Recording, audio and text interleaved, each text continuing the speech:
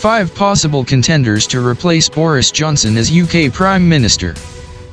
Here are some of those who could, based on popularity, experience, or expressions of interest, compete to become the next British Prime Minister in the weeks and months to come. 1. Rishi Sunak.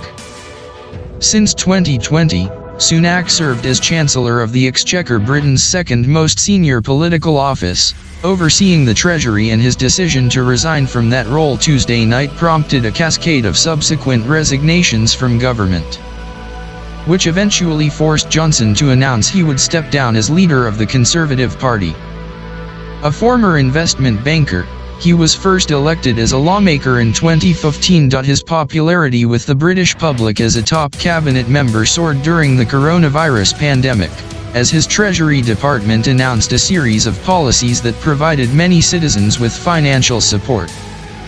He soon became a favorite to replace Johnson, but a controversy over his wealthy wife's tax affairs and a criminal fine for breaching lockdown rules dented his reputation as a competent operator. 2. Sajid Javid. A former Treasury chief and, until recently, the country's health secretary, Javid's resignation Tuesday night also helped precipitate the cabinet rebellion that led to Johnson's own resignation as Conservative leader. A trader at investment banks Chase Manhattan and Deutsche Bank, he was elected to Parliament back in 2010. In 2019, after previous Prime Minister Theresa May announced her own resignation in the midst of a painful, long-running legislative saga over Brexit, Javid competed with, then subsequently endorsed, Johnson for the Conservative leadership. As his finance minister, he clashed with Johnson over the ability to choose his own advisors and stepped down. He then returned to a government role after another ministerial scandal in 2021. This week he criticized Johnson's leadership very publicly in Parliament, during a speech many considered the obvious starting gun on a new leadership bid. 3. Ben Wallace. Wallace is among the longer-serving lawmakers to be considered as a front-runner. As a former soldier elected to Parliament in 2005, he has won plaudits for his role as Britain's defense minister in supporting Ukrainian military efforts to fight back against Russia's invasion this year. He previously helped manage one of Johnson's earlier aborted leadership campaigns following the UK referendum to leave the European Union, and has kept a low profile in recent months amid rising criticism of Johnson's behavior. He has previously completed overseas military tours in Germany, Cyprus, and Northern Ireland, and was among the soldiers tasked with returning the body of Princess Diana from Paris following her death in a 1997 car accident. He has so far declined to say whether he would participate in any leadership contest, but is frequently seen as a leading candidate in polls conducted with grassroots Conservative Party supporters and activists. 4. Braverman.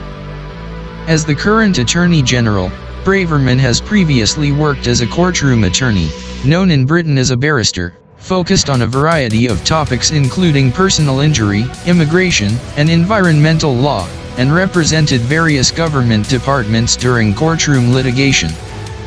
A proud second-generation immigrant, she has served in Parliament since 2015, and during May's premiership she was made a minister in the department for exiting the European Union. She earned a reputation as a Brexit hardliner when she resigned from that role and repeatedly voted in Parliament against Brexit deals that May tried to strike with the EU. During a television appearance Wednesday night, she was the first serving minister to insist publicly that Johnson must resign and, almost in the same breath, said she would herself plans to run for the Conservative Party leadership in any subsequent contest. 5. Jeremy Hunt. The runner-up to Johnson in the 2019 leadership contest, Hunt has maintained a powerful presence outside the administration by chairing Parliament's Health Committee throughout the pandemic, during which he provided an important and often respected level of scrutiny to the policies of Johnson's government. He has previously served as the Minister of Culture, Health, and Foreign Affairs over almost a decade-long career in the British cabinet.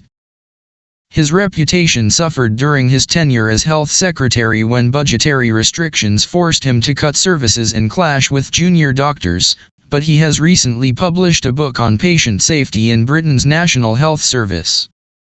And according to his broad support among Conservative colleagues, he is seen by many as a potentially safe pair of hands for the party and the country.